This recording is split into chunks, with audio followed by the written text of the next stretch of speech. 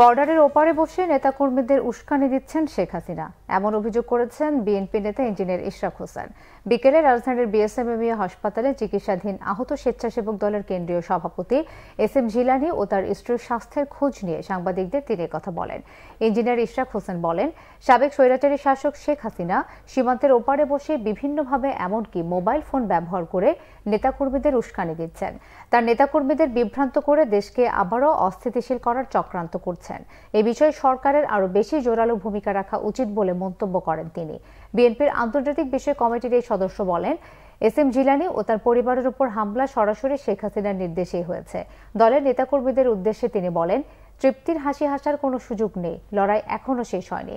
দেশে একটি গণতান্ত্রিক সরকার প্রতিষ্ঠা না হওয়া পর্যন্ত এই লড়াই শুধু চলমানই থাকবে না, আরও বাড়বে বলেও মন্তব্য করেন ইশরাক হোসেন।